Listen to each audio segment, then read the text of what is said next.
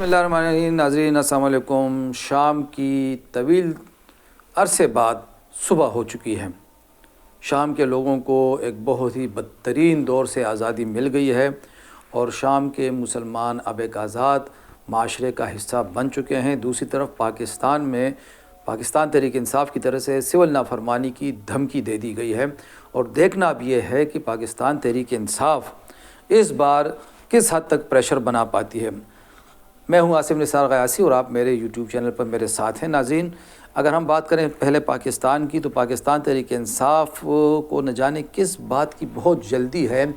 अभी उसकी एक तहरीक या एक एहतजाजी लहर के आफ्टर शॉक्स कायम होते हैं, बरकरार ही रहते हैं कि उनकी तरफ से एक नए लहर का एक नए एहतजाज का ऐलान होता है और इसके लिए भी तैयारी मुकम्मल नहीं होती। और उस वक्त तो पार्टी की सफ़ों में जो इंतशार मौजूद है, बैरिस्टर गौहर जो पार्टी के चेयरमैन हैं वो कुछ और कह रहे हैं, इमरान खान साहब की बहनें अलीमा खान और दीगर जो हैं वो कुछ और कह रही हैं, जो एक दूसरे पे अमवात की तादाद के हवाले से भी एक बहुत ही मुतज़ाद बयानात चल रहे हैं, तहरीक के हवाले से भी, मुज़ाकरात के हवाले से भी। अब ये सवाल ये पैदा होता है, पाकिस्तान तहरीक इंसाफ की तरफ से कहा गया है कि जी एक मुज़ाकराती कमेटी बनाई गई है जो मुज़ाकरात करेगी और अगर मुज़ाकरात कामयाब नहीं हुए तो फिर एहतजाज होगा। मुज़ाकरात किस से होंगे? पहले सवाल तो ये पैदा होता है, क्योंकि पाकिस्तान तहरीक इंसाफ का शुरू से ये मौक़िफ़ है कि वो मौजूदा हुकूमत को चूँकि नहीं मानते वो लोग, और ये हुकूमत फार्म 47 की पैदावार है और असल लोग कुछ और हैं,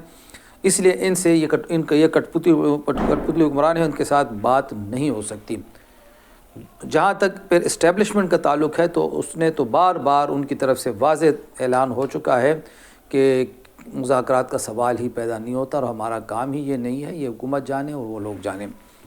तो ऐसे में अब पाकिस्तान तहरीक इंसाफ के लोगों को ये जवाब देना होगा, अपने कारकुनों को, सियासी लोगों को, कि वो मुज़ाकरात किसके साथ करेंगे। अगर वो मुज़ाकरात हुकूमत के साथ करेंगे तो फिर उन्होंने फार्म 47 की हुकूमत तस्लीम कर ली, फिर तो झगड़ा ही ख़त्म हो गया। और अगर वो कहते हैं कि इस्टेब्लिशमेंट के साथ, तो फिर इस्टेब्लिशमेंट की तरफ से तो इनकार है, तो मुज़ाकराती कमेटी किस लिए बनी है। साथ ही ये फ़ैसला भी हुआ है कि अब एक हुकूमत मुखालिफ इत्तेहाद बनेगा। बहुत ताख़ीर से ये फ़ैसला हुआ है, शुरू से ये फ़ैसला होना चाहिए था। पाकिस्तान तहरीक इंसाफ का मसला ये है कि उसको सोलो फ़्लाइट की आदत है और सोलो फ़्लाइट में चूँकि अब इमरान खान तो अंदर हैं, अब भांत भांत की जो बोलियां बोली जाती हैं और हर कोई लीडर बना हुआ है, तो इससे पाकिस्तान तहरीक इंसाफ ख़ास तौर पर उसके कारकुनों की मुश्किलात बढ़ती जा रही हैं। और साथ में पाकिस्तान तहरीक इंसाफ को ये बात याद रखनी चाहिए कि उसकी ये जो मुतलवन मिजाजी है, जो जल्दबाजी की हिकमत अमली है, तर्ज़ अमल है, इससे और किसी के लिए नहीं, लेकिन उसके अपने कैदी जो इनके चेयरमैन हैं, बानी चेयरमैन हैं इमरान खान साहब, ख़ुद उनकी मुश्किलात में इजाफ़ा हो सकता है और इजाफ़ा हो रहा है। तो सोचना चाहिए पाकिस्तान तहरीक इंसाफ को। बेहतर ये होगा कि उसकी जो इत्तेहादी जमातें बनी हुई थी, उन्होंने जो एक तहरीक तहफ़्फ़ुज़ आइन बनाया हुआ था, वो तहरीक तहफ़्फ़ुज़ आइन जो बनाई गई थी वो तहरीक कहाँ गई?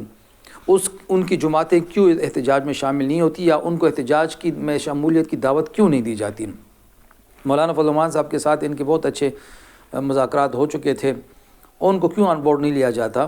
जमात इस्लामी के साथ बात क्यों नहीं की जाती? एक ग्रैंड अलायंस क्यों नहीं बनाया जाता? पाकिस्तान तहरीक इंसाफ को थोड़ा सा जो अपना सियासी इंतहा पसंदी है या जो उसका दिमाग जो है उसको थोड़ा सा नीचे लाते हुए, बहुत कुछ लोग कुछ दो के तहत अब फ़र्ज़ बनता है कि वो एक ज़रूरी है उनके लिए कि वो ग्रैंड अलायंस की तरफ जाए और ग्रैंड अलायंस से ही फिर मामलात कुछ आगे जा सकते हैं।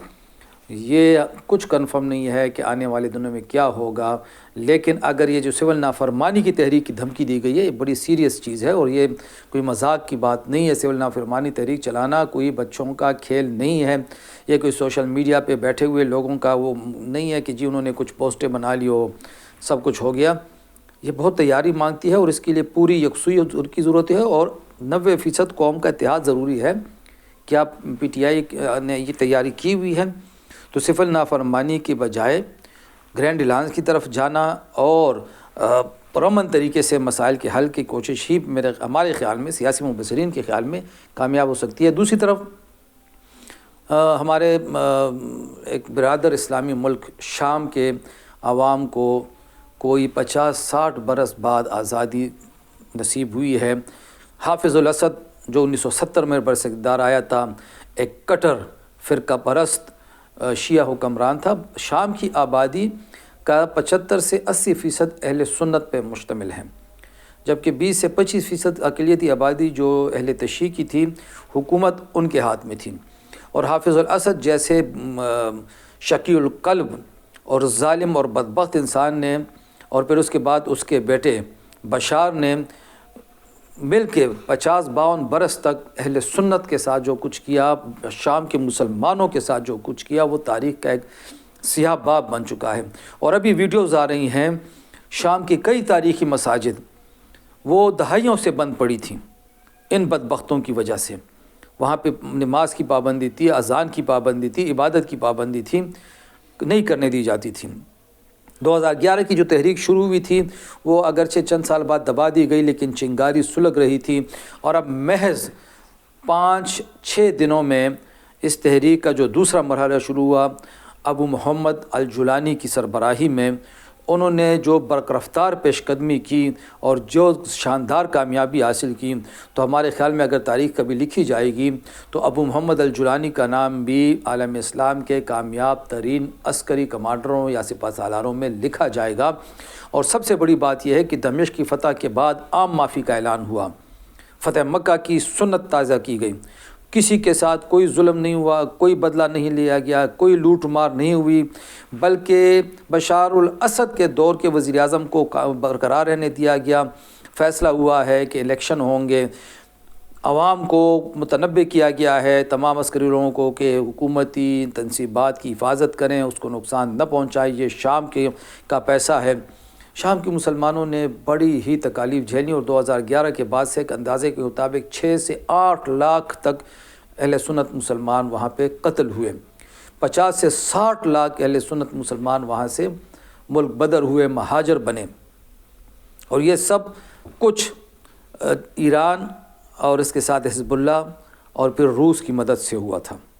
یہ سب یاد رکھنا چاہیے ہم لوگوں کو، اور ایران کو اس معاملے سے بڑا نقصان ہوا ہے سیاسی لحاظ سے۔ ایران کا اب ایسا لگ رہا ہے کہ خطے میں ایران کی گرفت کمزور پڑنے والی ہے، اور کچھ عرصے بعد ایران چونکہ خود بھی مالی مشکلات کا شکار ہے، تو لگتا ایسا ہے کہ ایران کو اب جو اس کو ایک نشہ چڑھا ہے، یا اس کو ایک شوق چڑھا ہوا تھا 1979 کے بعد سے، کہ وہ اپنا انقلاب دوسرے اسلامی ممالک کو بھی برآمد کرے، اب وہ نشہ ختم ہونا چاہیے۔ ایران کو اپنے اندر کے معاملات پہ توجہ دینی چاہیے، بیرونی معاملات میں مداخلت کا راستہ بند کرنا چاہیے، اور شام کے مسلمانوں کو فتح مبارک ہو، اور امید رکھی جا سکتی ہے کہ اب شام میں حقیقی عوامی اسلامی ریاست قائم ہوگی، کسی کے ساتھ زیادتی نہیں ہوگی، اور جو زیادتیاں ہوئی تھیں ماضی میں اس کا ازالہ ہوگا۔ بشار الاسد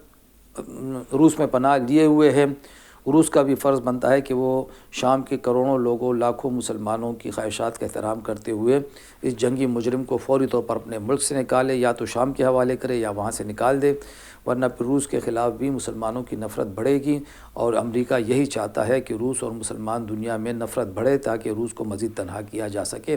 اور ڈونلڈ ٹرمپ نے تو کہہ دیا ہے کہ شام کے ساتھ ہمارا کوئی لینا دینا نہیں ہے، شام کے لوگ جانے، ان کا کام جانے، وہ کس کو لاتے ہیں کس کو ہٹاتے ہیں۔ تو یوں جو امریکی مداخلت کی ایک توقع تھی یا کچھ لوگوں کو امید تھی، وہ بھی ختم ہو گئی ہے۔ بہرحال خدا کرے کہ یہ عوامی انقلاب نئی صبح ایک اچھی صبح کا آغاز ثابت ہو۔ خدا حافظ۔